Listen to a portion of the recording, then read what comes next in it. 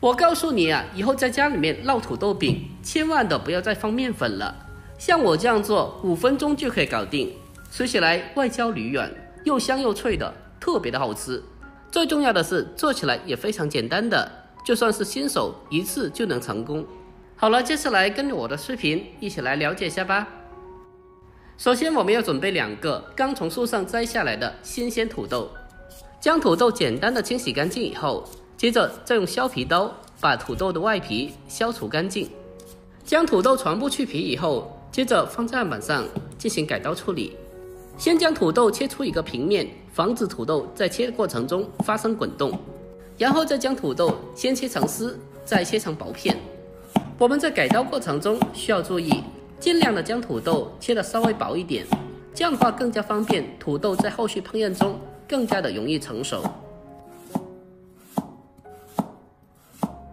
我们将土豆全部的改刀切成薄片以后，接着再用刀给它拍一下，给它整理平整。最后再用菜刀将土豆片改刀切成土豆丝，尽量的把它切得稍微细一点。如果刀工不好的朋友，我们也可以用擦丝器来操作，这样也是非常的方便的。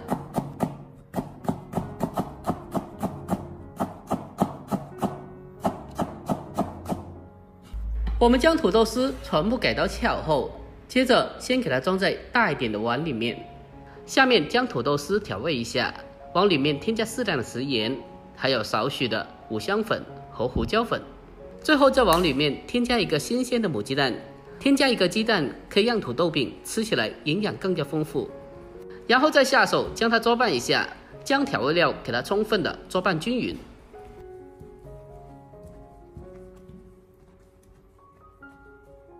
搅拌均匀之后，接下来再往里面添加一勺玉米淀粉或者是土豆淀粉。淀粉不需要添加的太多，主要是起到一个粘合的作用。然后再次的用手将它充分的搅拌均匀。将土豆丝搅拌均匀之后，接着先放开旁备用。然后再准备少许的小葱，清洗干净以后，把它改刀切成小葱花。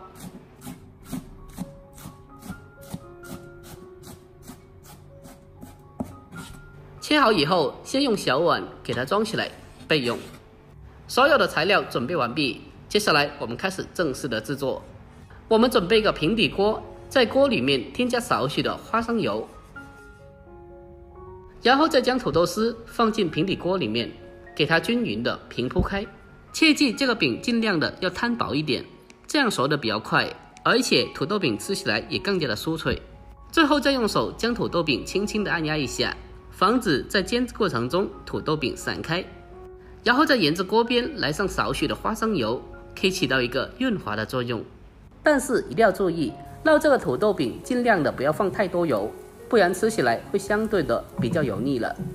接下来我们再开小火，将土豆饼慢慢的煎制一下，大概小火慢煎2分钟，将底部煎制定型以后，接着我们再轻轻的转动一下煎锅，让里面的土豆饼每个部位都可以均匀的受热和成熟。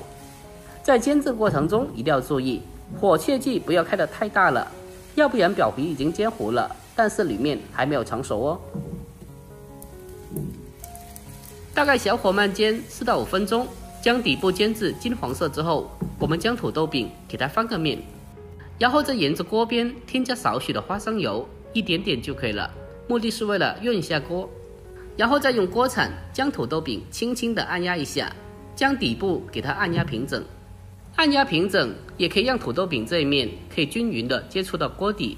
再继续的小火慢煎，大概2分钟左右，将底部煎至定型后，就可以继续轻轻的转动一下煎锅，使其均匀的受热。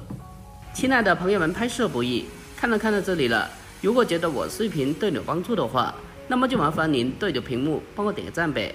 您的每一个点赞和留言都是我前进的动力，在这里感谢您了，感谢您长期来的支持和鼓励，感谢您。